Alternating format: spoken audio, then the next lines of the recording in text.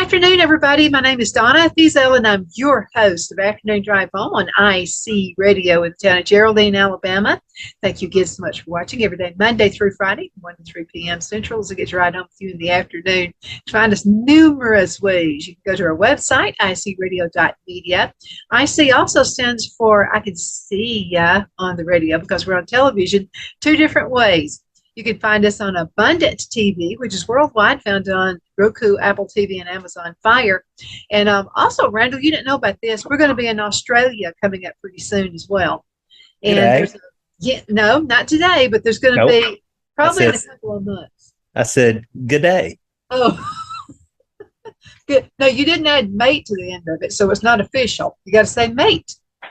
That's true. I should know that since my mom was from Australia. Was she? Yes. Well, there's a huge Christian network out there. And so Rob Patz owns Abundant TV. And so he was all beside himself. About 2 weeks ago, he was on the show announcing this. And so that's going to mean 1 million more listeners or watchers. Love it. This I love it. station. He's loving it too. Oh, I'm loving it. I bet he hasn't eaten a bite since he made that announcement. He made it actually on my show. And so it's this big satellite thing. And so it's like kind of Dish Network, but bigger scale than that. So anyway, it's a huge Christian network. So that's some good news. And so we're proud of that. I've got my friend Randall Ham with me right now. The only thing about having Randall on the show is we're good friends. And I just assume everybody knows who Randall is. Sometimes we're halfway through the show before I make the announcement who I'm talking to. I've had people send me texts and what's his name?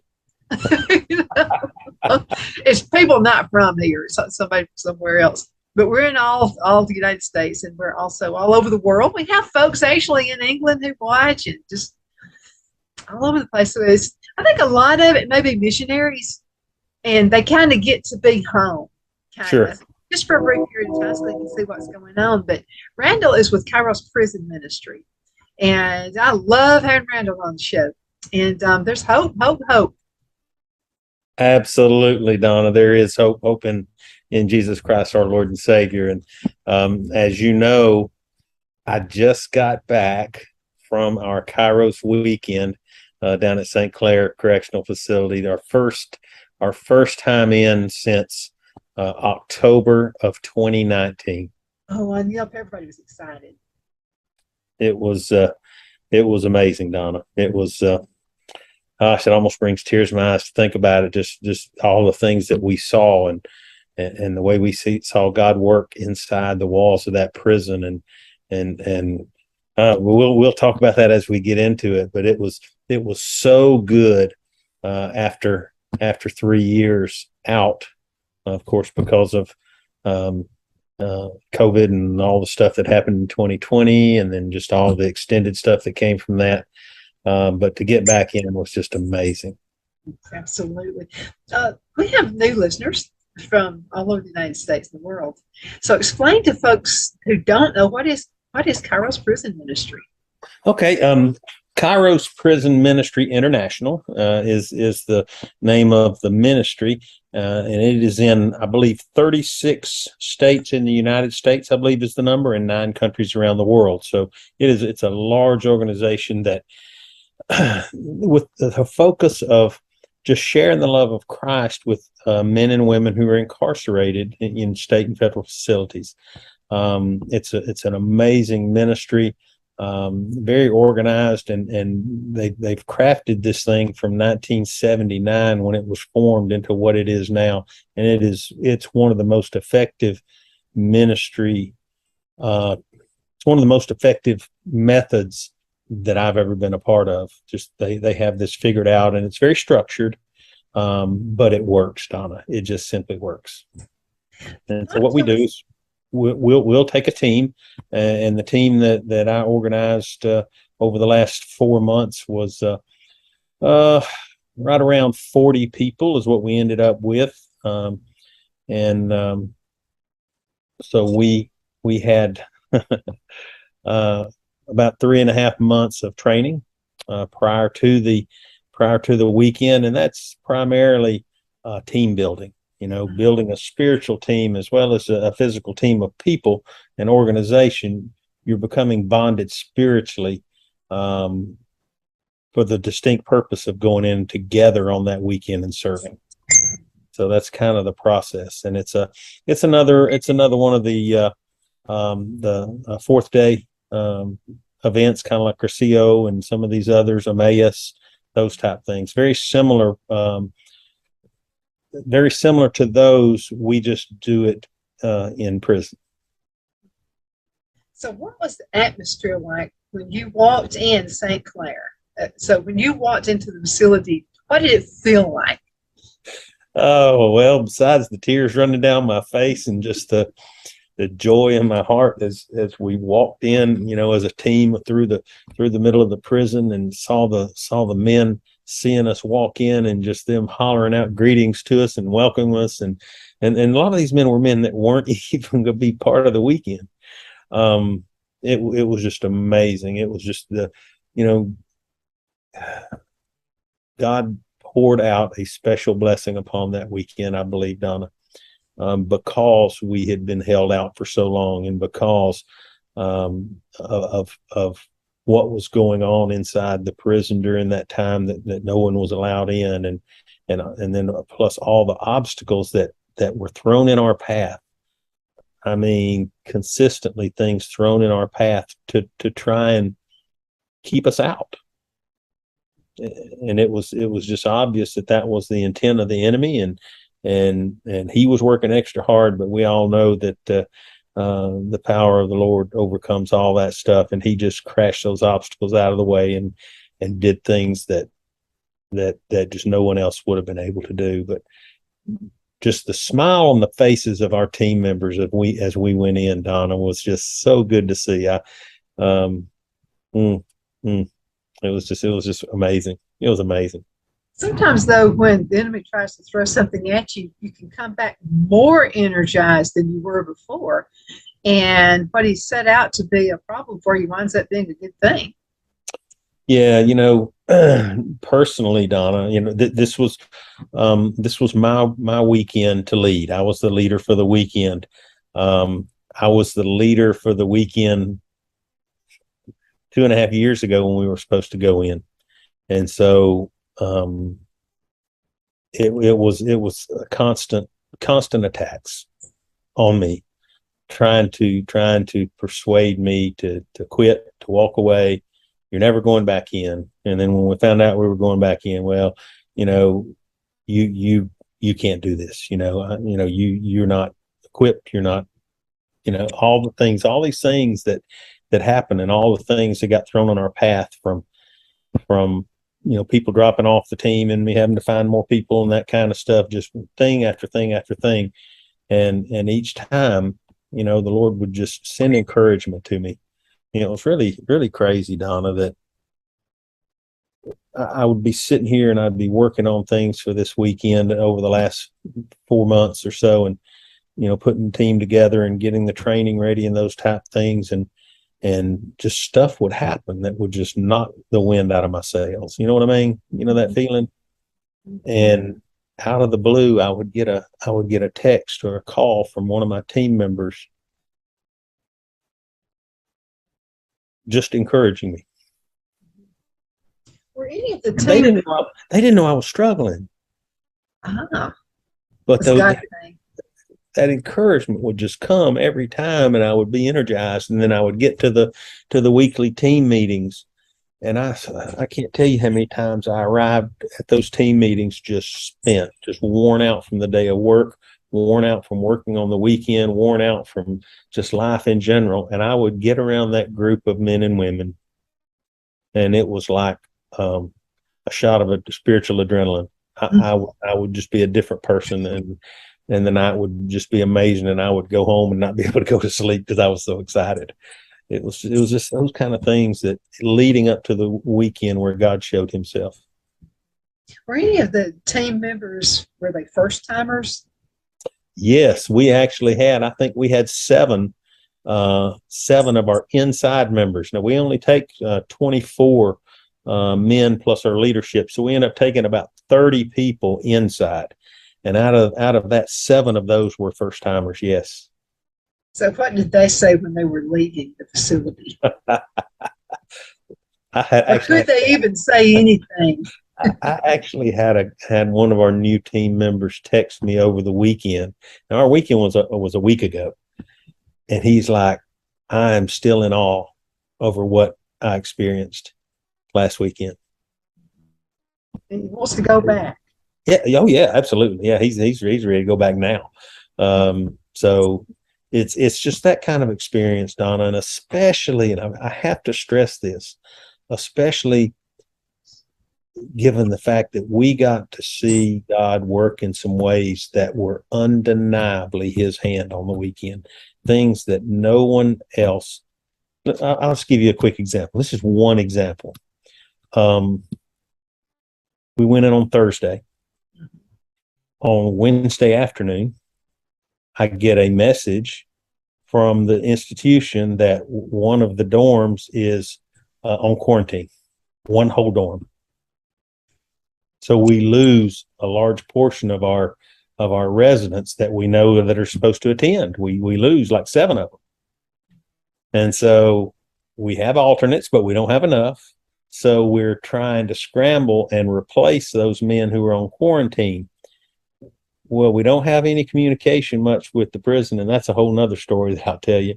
But we don't have good communication. So we leave here Thursday, and we don't know who all our participants are going to be. We don't know. So we get down there.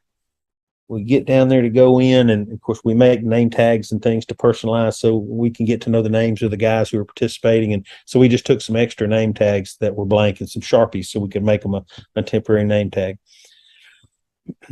So we get there on Thursday afternoon to go in the prison, and we're getting all our stuff cleared, all the cookies and all the stuff that we're taking in. And one of the corrections officers, somebody mentioned something about the dorm that was on quarantine, and he said, "Oh, we lifted that quarantine this morning." Huh. So it was like they were busting out. And everything went back to what we had prepared for, the people that we had prepared for, and the host, because each person hosts a different man. And so we had guys who didn't know who they were going to host. All of a sudden now they do, and it's back to the same men that we were expecting to get to spend the weekend with. So that's only one example, Donna, of what we experienced down there. But that's just the Lord that we serve. Well, there's no prisoners in there who had never been before. Yeah, one of the things about Kairos is you can only attend one Kairos as a resident of an institution. Oh, you only get to go one time. That's just like me as the weekend leader. You only get to lead one weekend, one, and you're done. As far as leadership, you can work in several of them, but you only get to lead one. So yes, we had a whole bunch of. I think we may have had one or two who kind of slipped by and got to do another Kairos because of that lack of communication with the institution, lack of communication with the state Kairos to verify our names. But I'm going to say out of the 36 men that we had that weekend as participants, I'm going to say probably only 2 at tops, maybe only 1 had kind of slipped under the radar and come again. So yeah, you got basically 34, 35 guys who had no idea what was about to happen. That's pretty awesome. And I like the way you said that they got to go back. Yeah. That had to be thrilling for them to get to do it. I wish they could go more often. Yeah, but here's the deal, Donna. Kairos is not a one and done. That's not the way Kairos operates inside an institution. Part of our mission as we go in and we share the love of Christ with these guys is to create that Kairos community inside the prison. And there is a large Kairos community inside St. Clair, men who have been previously and who now have basically built a church inside the walls of the prison. And our goal is to take these men who are not part of that community, show them the love of Christ through the weekend, and urge them to join that community inside the prison. So it doesn't end when we leave. It can continue as long as they want to continue to be a part of it. How many lives were changed? Or Um, did you even know? Because it could happen later. yeah, I mean, I know, and we, one of the things about us is we don't keep score. Yeah. Although it's always good to know. I know personally of three men who gave their lives to Christ over the weekend, and I know one man that attended the weekend was 86 years old. Yes, 86 years old, and he was just the coolest cat. He really was. But he told us at the end. He said, up until this weekend, I really didn't know who Jesus was. He said, but I know who he is now because I've seen him. What was his background? Did I he don't, tell? don't have any idea. We just know that he was a man who's incarcerated who needs to be loved on. Mhm. So, at 86 years old, his life changes. That's good. It's never too late. I told you about the one guy when I was a kid who went to church, and this big mountain of a guy. I mean, he was huge. I mean, he was way over 6'5" and a big guy, Yeah. just heavy, heavy guy. Yeah. And he was in his 60s. Yeah. And so he came in. I mean, I was scared of him. I mean, he looked scary. He didn't look like he was happy when he first walked in. Somebody made him come. He just came to shut somebody up. I think they probably just kept on and on at him. They thought, well, they're not going to ever shut up until I go. So he goes and he actually goes to the altar and then he turns around. I've never seen such a change in my entire life. He goes down there being mad at the world, wanting to kill somebody, and then gets up looking like an angel of light, if that's possible. I mean, and then he had this huge family. He had like a bunch of kids and a bunch of grandkids. That night, church service that night, they filled up almost the whole church. There was hardly any room for anybody else. I mean, he just one thought and everybody else came. Yeah. Yeah. He just said, "You're all coming tonight." And they did. Yeah. Who's going to argue with that, right? Yeah, not with the way he looked. But he got up. He told that he had been in and out of prison and done all. He said that he'd done everything but kill somebody. He said, "I've never killed anybody." They came close to dying because he beat up on several people, but he said he never killed anybody. But he got real close to it. That reminds me of there's a video on YouTube. Gosh, I wish we had thought to cue that up and play it about Kairos. It's kind of it's a personal testimony of a man named Tommy Fisher, who went through Kairos, and after he went through a Kairos, he ended up getting his degree in theology in prison and becoming certified as a counselor. But one of the things that Tommy Fisher said was, he said, I don't know if I ever killed a man, because I never went back and asked a man that I shot, was he dead? And I shot a lot of people. Uh-huh. So, here's the deal, Donna. St. Clair is a maximum security prison. So you don't go there for jaywalking. The men that are there, they have done some pretty serious things, and most of them have been there for many, many years. We did get the opportunity to share the weekend with some younger guys who had not been there that long. But most of the guys that you see down there, you look at them, and it's hard to tell sometimes how old they are. They'll look 25 and they're 45, and you're talking to this what you think is a kid, and he'll tell you, I've been here for 24 years, or something like that. And I've got a dear friend down there named Tommy Plunkett, and Tommy is just an angel of a man. He's been there 31 years, and praise the Lord, I'm hoping to hear in the next day or so that Tommy's been paroled and is going to come home. But I'll tell you more about Tommy in the last half of the show, because the way this Kairos happened, Donna, was unbelievable. Literally unbelievable. Literally should probably never have been able to happen, but it did. Can you get me an MP4 when we're on commercial break, and then I can put the video up. It's a YouTube video. I don't know if you have any way to play that or not, but Yeah, I'll have to put us through a little bit longer.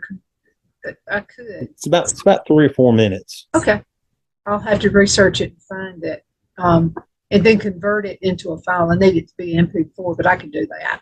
It'll just Okay. take a few minutes to do it. Let me see if I can. I'll try and send you. You want me to send it through Messenger? How do you want me to send you the link? Messenger will be just as good, and then that way I can just pull it right up and do it. Okay. I guess we're going in a break real soon, and we can do that. At that We'll point. go in just a few minutes. As a matter, let's go ahead and go into a break now. There you go. Then we'll come up. Okay, guys, everybody hang around. We'll be right back in just a few.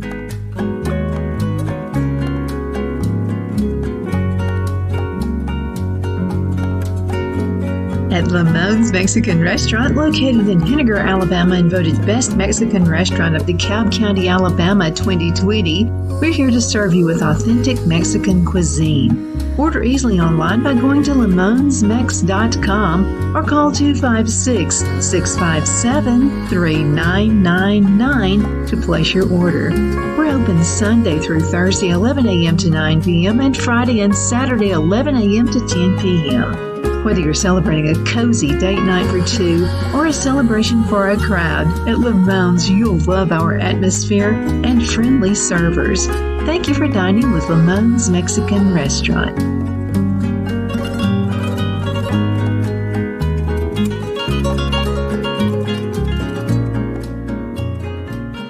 Let Rhonda at Rhonda's Elite Tax LLC take the burden off you for all your tax needs. I know because Rhonda has been taking care of my business since 2013. I feel Rhonda works for me because she knows the direct questions to ask to better benefit my unique business in order for me to get back the biggest refund possible. Rhonda is an ongoing student, and she knows tax laws are in a constant change every year. Call 256-281-9903 for an appointment to take the dread out of getting your taxes done. Rhonda is located at 11968 U.S. Highway 431 in Boaz. Again, that number is 256-281-9903. And let Rhonda's Elite Tax LLC champion your personal and business taxes.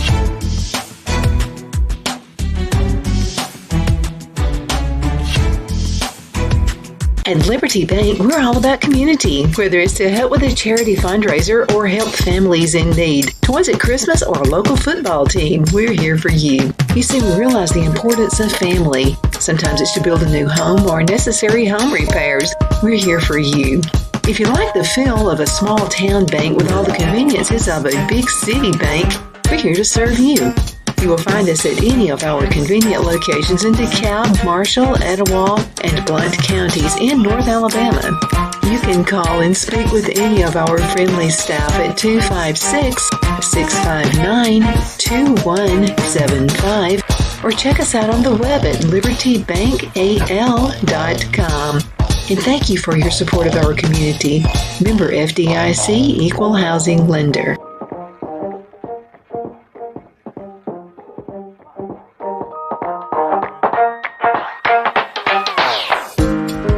Jeff McCurdy of the McCurdy Law Firm has been a public service of this area for over 10 years.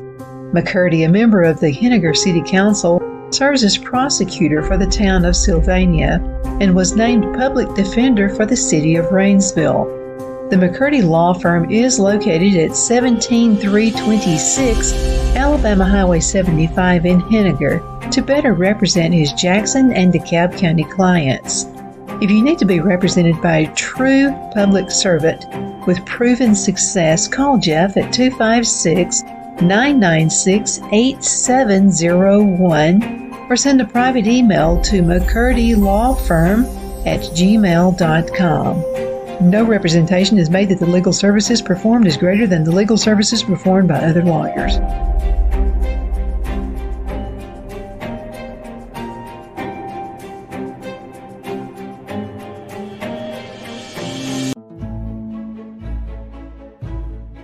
The Hatter Cafe and Country Inn is nestled in the northeast corner of Alabama the Beautiful in the delightful town of Mentone. We're located on top of scenic Lookout Mountain near Little River and DeSoto State Park and located only 5 minutes from shopping and restaurants. There is also a nearby community walking path and golf course. We welcome everyone through the doors and we are committed to outstanding service for all guests. At the Hatter Cafe and Country Inn, we invite people from all walks of life to come and get away from it all, enjoy the open spaces, treetop views, fresh, clean air, and experience Southern hospitality at its finest. We look forward to hosting you. To reserve a special event, or if you would love a special getaway at the Country Inn, you can call us at 256-634-2018. Hey, we're back. Well, I tried to get it to work. It's just not gonna. Got to do it when we're not into the program. So let's go ahead and get Randall back on. Hey, we are talking with Randall Ham. Let me go ahead and turn some of this stuff off. Had this really neat thing I wanted to show you guys, and Randall was a big part of this. Randall, if you're back on, let me, let's go ahead and click ask him to unmute, and let's go ahead and ask him also to start video. Okay. Okay, Randall, you can't be in the program. So we were in the program. So the very next time you're on the show next month, I'll have it ready.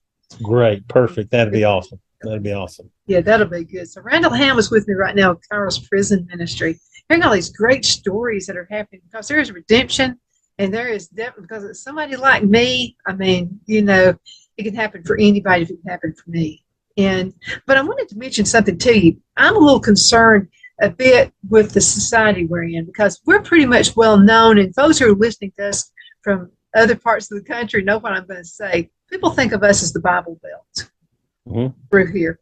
However, there are a lot of folks in this area who don't seem to know about redeeming from God. And that concerns me because we used to be kind of leaders in that. What's happened to our society?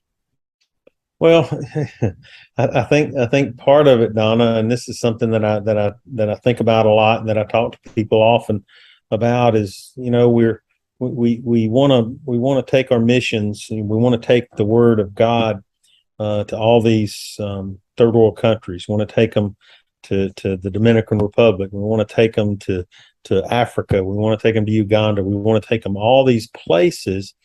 And we're overlooking the fact that someone's got to take it into the streets here in our nation and in our society, because there are people who don't understand the good news of the gospel of Jesus Christ. Maybe right next door to where you live, maybe in the cubicle next to where you work, and we overlook that, Donna. We just take it for granted that everybody knows what I know.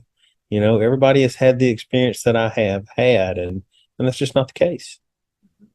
I totally agree. Phil and I got to go on a missionary trip to Africa a few years ago and then on to Bolivia. And so it was a construction trip. So I got to go because the guys liked my biscuits. So I cooked biscuits and breakfast for them every morning. A big team of those guys, too. I was making a lot of biscuits. But what I noticed is sometimes, not every time, but here you can give someone a flyer and you'll turn around and it'll be on the ground. They just threw it down.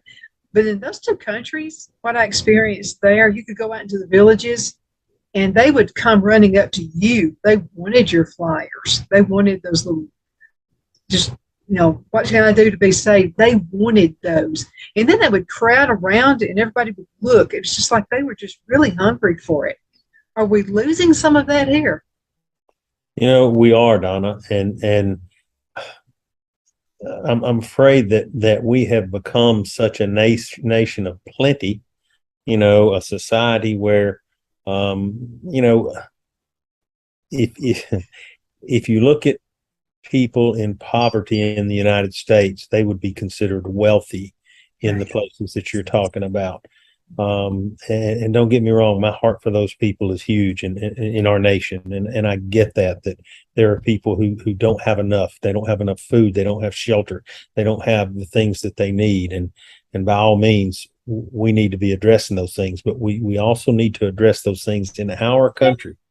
You know, we think about these other places. And again, don't get me wrong, I'm all for missionaries going overseas. I'm all for people going and taking the gospel all over the world. I'm all for that, but we can't overlook the people on our own street.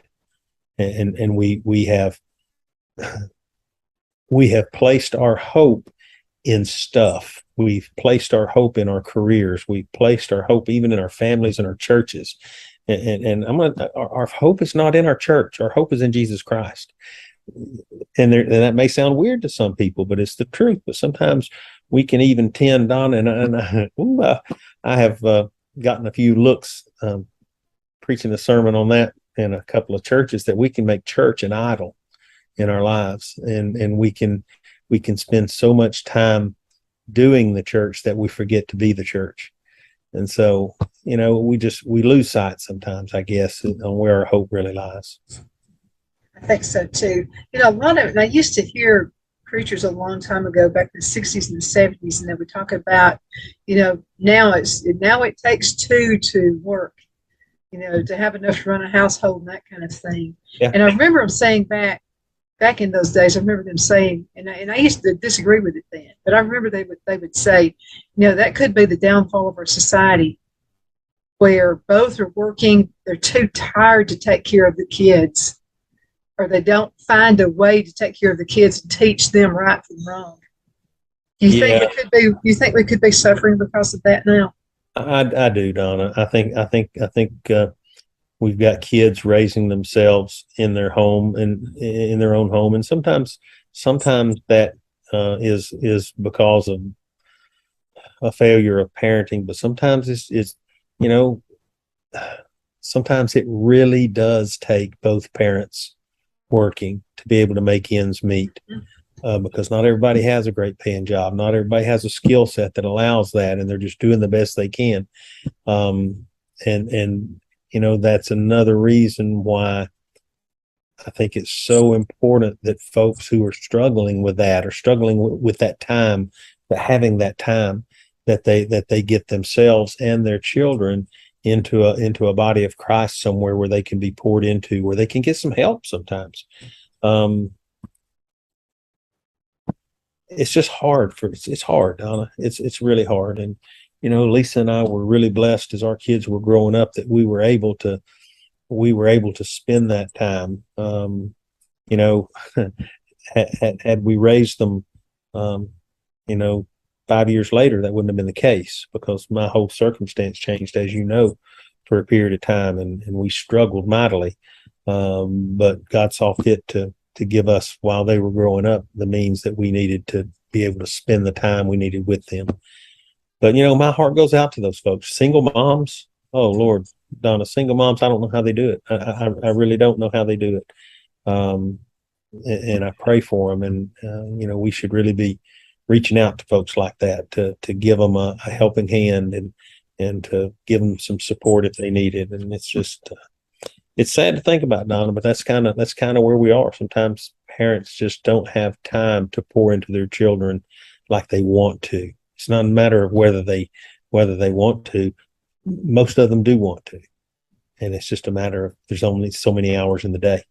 Like you said, there's help out there, but there are a lot of great, fantastic grandparents. I know I had some awesome grandparents, and I just didn't want to disappoint them. I had a cousin who had gotten into drugs and stuff. And I remember my grandmother would just cry about it. She'd just pray about it. And, I wasn't perfect or anything growing up, but I guess I just didn't want to disappoint her. I thought, well, I don't want her to ever cry for me. Right. I just don't want her ever to. Yeah. But a lot of times the grandparents are raising the grandkids, and in some cases it can be a good thing. Yeah. Sometimes it's the best thing for the child, even though it's not ideal.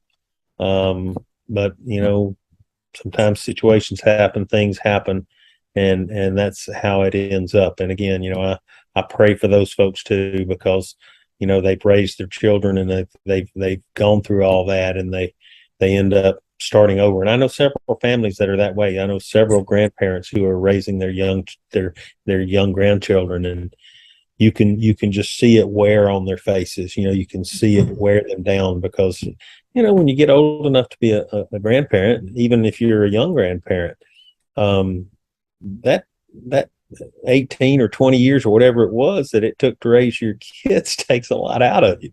I mean, it wears you down and you just don't have that kind of energy like you used to have.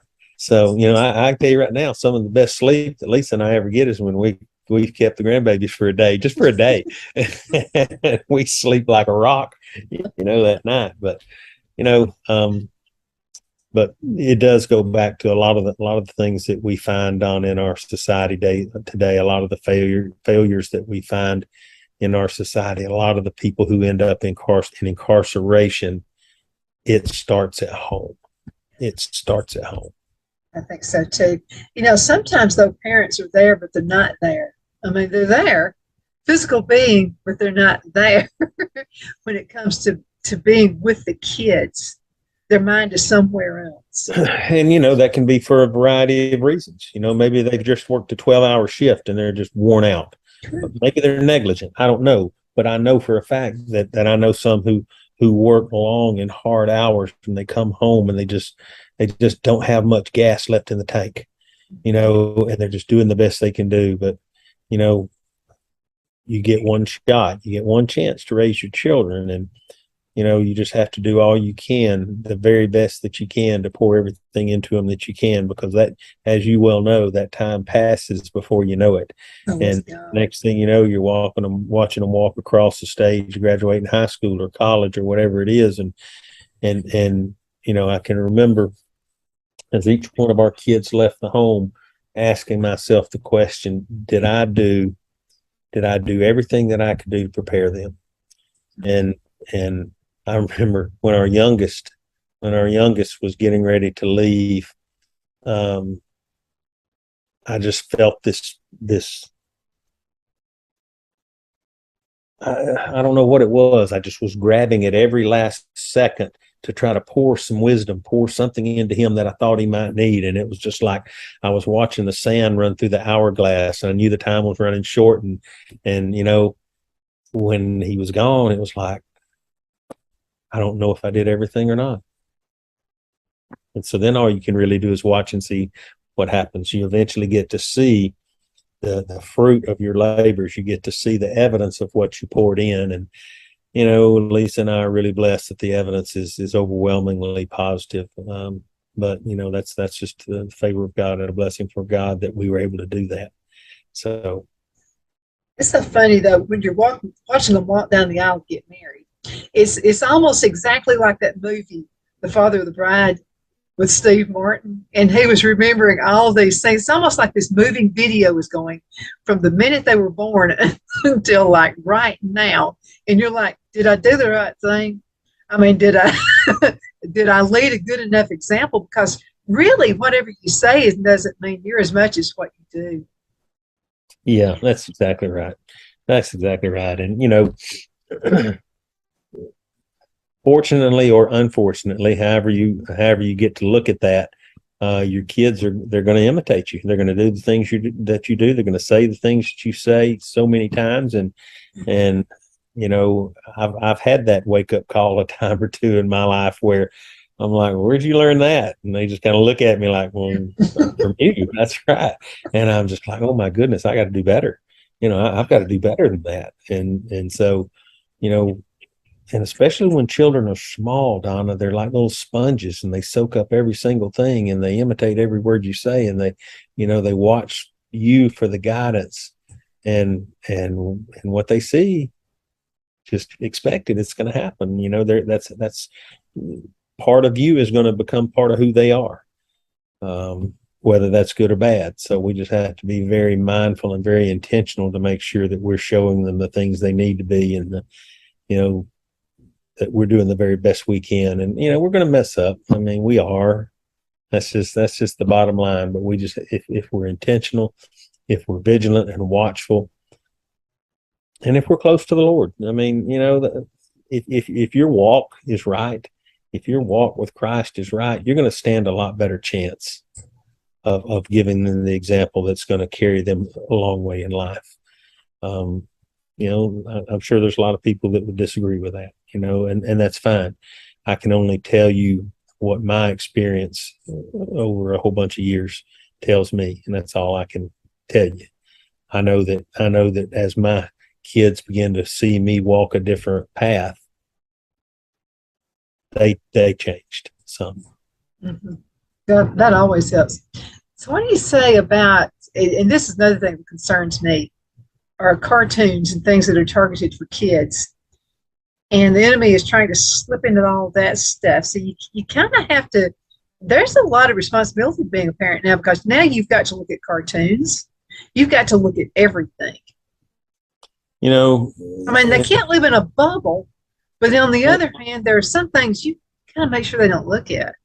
I'm going to tell you something. They're walking around with, more technology than what sent the first rockets to the moon in their hand. And with that is a wealth of information and a wealth of wonderful knowledge and a wealth of great things. But there's another side to that. And so, now more than ever, parents have really got to be watchful. They got to know what their kids are doing. They got to know what kind of music they're listening to. They got to know what kind of TV shows they're. Used to be when you and I were young, at least me anyway. You're only like 20 something, but Yeah, that's why we're best friends, Randall. Used to be, as a parent, let's just say, for example, my parents, their biggest concern was who I was hanging out with. Exactly. Mm-hmm. I mean, they didn't really have to worry about much more than that, because that was where my influence was going to come from.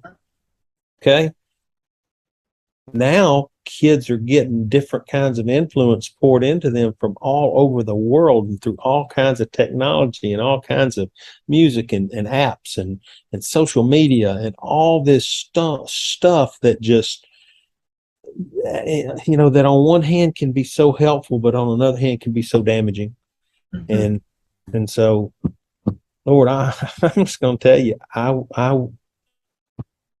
my heart goes out to parents who are raising young children today, who are raising teenagers today. Golly, what a challenge! And that's how I look at it. It's just a challenge for them to have a greater influence than what the world does. It's so easy. It's so easy for the kids to be way ahead of you on technology. I had several Christmases ago, my 2-year-old nephew was at the house. He picked 2 years old. He picks up my iPad, is going to town on it. He knew how to make things bigger and make them smaller. He knew how to do all this stuff. And I looked at my niece and her husband. I said, I don't want to boss y'all or anything. I said, you need to be way ahead of him. I said, look at him. He's going to town on this iPad. He was just all over it. I mean, he would have stuff pulled up that, if I hadn't taken it away from him, I didn't want to be the reason. I said, just don't turn him loose with an iPad. It's the truth. It's the truth. And again, that all that information, all that stuff that's out there can be a positive and useful tool. But just like any tool, you got to know how to use it, and you need to be taught how to use it. And so, again, that's a parent's responsibility. Okay, so that means that the parents have got to have the time and the ability to live up to that responsibility. And it goes back to the same thing we talked about a minute ago. It's hard. It's just challenging. I'm just glad I'm not raising kids today. I just am. And then the marriage has to be held together, because sometimes parents, they've worked hard all day. I mean, I've been there. I know what it's like. So you've worked. And by the way, best thing I ever did in my life, in my son's life, and Phil's life, was to quit the corporate world. When I did that, first of all, I'm a much better, easier person to live with. I'm sure of it. I thought you were going to say that. I'm not into the corporate where I've got to watch every word I say. I'm going to offend somebody and all this, And it's easy to do in that world. So I'm glad I'm out of it. I'm glad I own my own business. But I'm talking about parents that they don't mean to do this, okay? And I've seen it happen so many times. They're like, well, I've got a few minutes of life left. I'm going to throw it all into my kids. and the spouse is off in some other corner somewhere else. Like, what about me? I thought you were going to say the best thing you ever did was throw Phil's recliner out the front door. So No, he needs the recliner. Yeah, you're right. You're right. You've got to lead there too. You've got to lead on a relationship, a good, healthy relationship with you and your spouse as well. You got a lot of stuff you got to lead on. Two things, Donna. Two things there. One is absolutely parenting is a partnership in a marriage. It can't be just the mom. It can't be just the dad. There's a reason there's a mom and a dad both.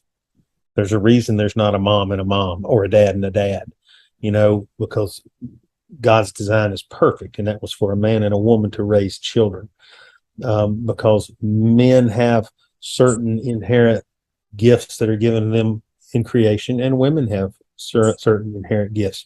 And it takes both of those being poured into a child simultaneously to build a well-rounded and successful person.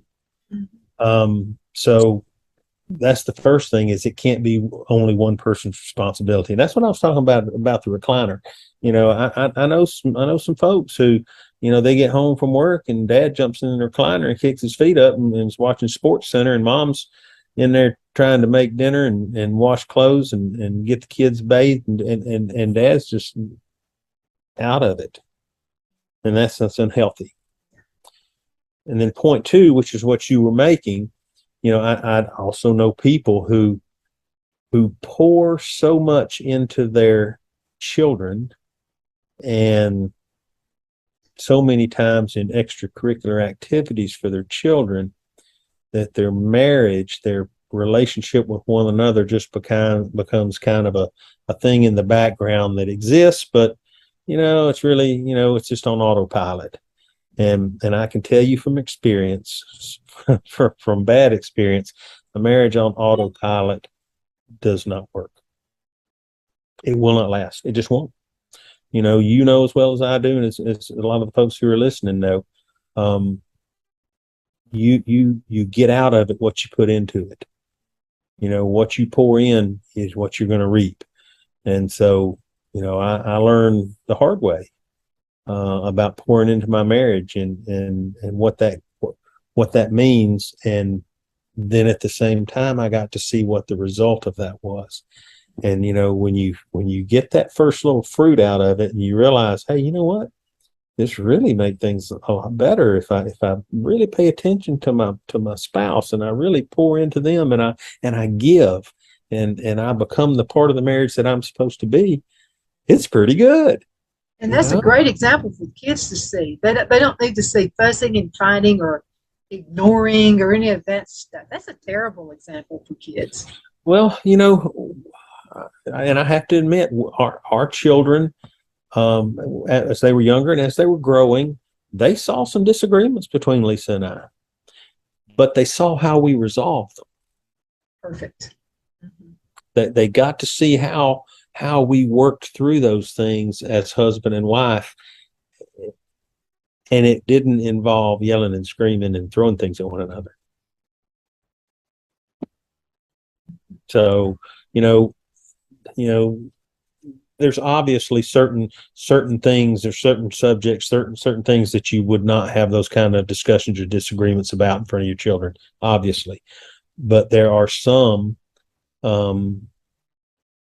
that in my opinion, it's okay to let them see that, marriage is not always going to be, rosy and sweet and chocolates and hearts and all that sometimes it's difficult, but your commitment works through it. Your love for one another and your respect for one another works through those difficulties, and you come out on the other side stronger and more bonded. Well, my parents, needless to say, had a horrible marriage, and of course they wound up divorcing. Right? But I had great examples of my grandparents. But I remember watching television, watching Leave It to Beaver and stuff like that. Where they never had an argument, and it was like, well, I don't know that I ever want one that boring, a marriage that boring. Yeah. But on the other hand, I'd like to have something more like my grandparents, where there was this respect for each other, and you got to have, if the husband and wife, mom and dad don't have respect for each other, and that's being taught to the kids, and then they wind up in prison. Very possible. Possible. Very possible. Very possible. Because those kind of situations in a home create issues for the children. They just do.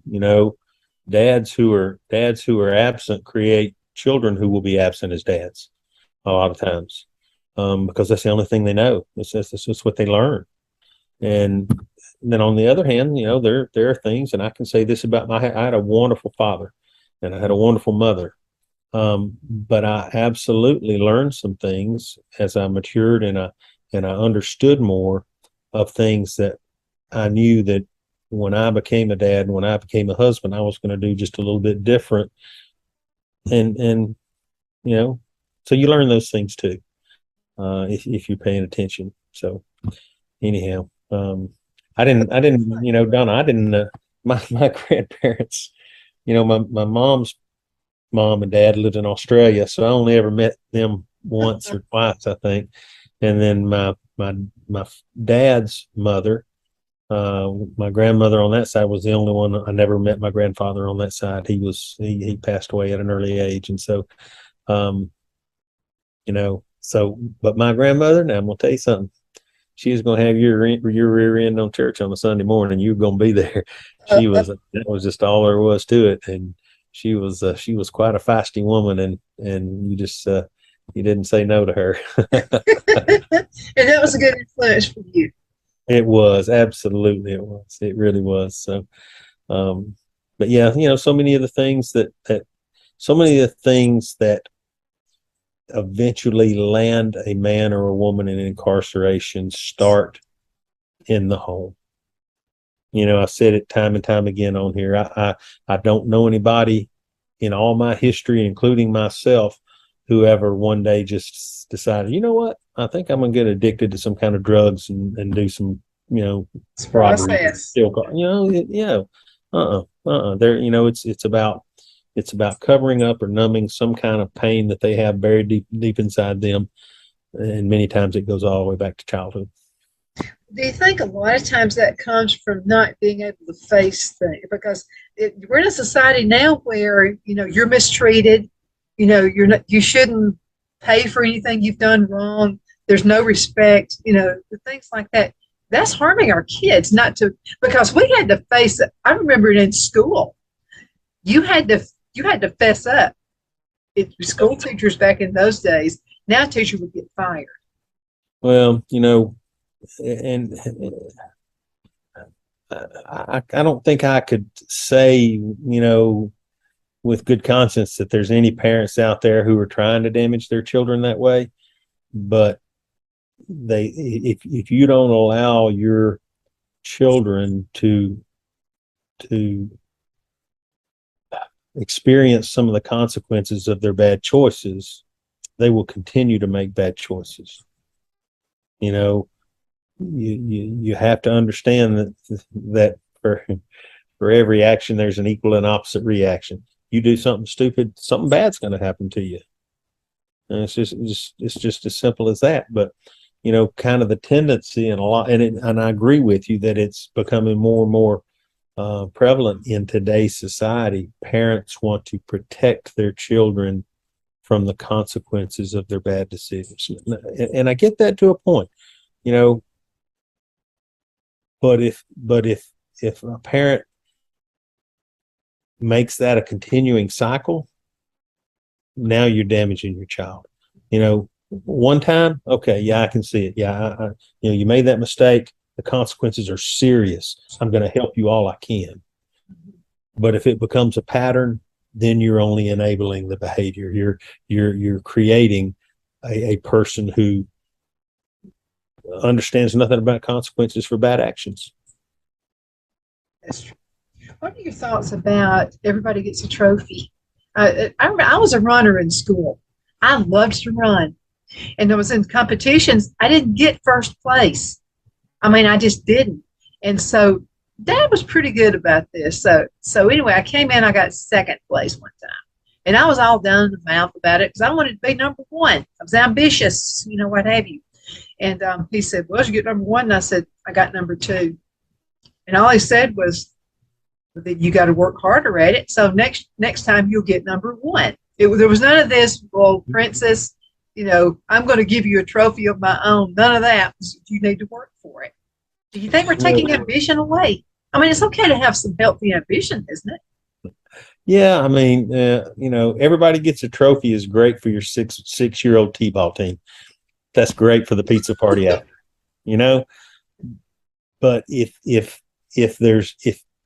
young people don't understand that with effort and with hard work comes great reward, what's their motivation going to be? What's their motivation to work hard and to make something of themselves and to be everything that God has designed them to be? Maybe not everything that they want to be, but everything that God has designed them to be.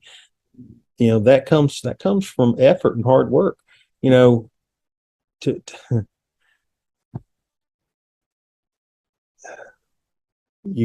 create a society of entitlement when they lose sight of the fact that there's reward for work, that it's a payoff, and then they think that everybody owes them something or the world owes them something. The truth is, the world doesn't owe you squat. The world doesn't owe any of us anything. So I think it's really important that. And again, like I said, as a 6-year-old T-ball kid, yep, I'm gonna give everybody a trophy. At the pizza party at the end, they're all getting one because that's just, they need to understand that's at the basic level. You worked hard, and here's your trophy. But as they mature, just like you have to understand that, okay, well, you know what, I didn't meet the mark that time, and I didn't get the reward. Am I going to kick and scream and stomp my feet until I get a trophy, or am I going to go out and I'm going to work harder and earn the trophy?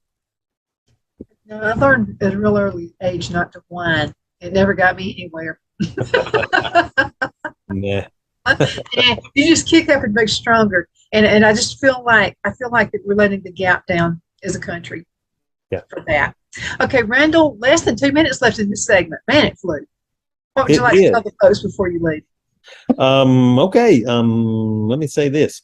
Our Ground Zero Men's Breakfast is coming up this Saturday morning, 9:30 at the Huddle House in Fort Payne. We had to postpone it from this past weekend because I was out of town this weekend. Chuck was on call for the possible launch of the Artemis spacecraft. He's network guy for NASA, and that's one of his responsibilities. So we had to move it. So we got Brother Kenny Young coming to bring the message for us at Ground Zero Men's Breakfast this Saturday. So I'd invite you 9:30 at the Huddle House. If you can't make it, tune in about 9:45 and we'll live stream the message for you. October 14th through the 16th at Fort Bluff up in Dayton, Tennessee.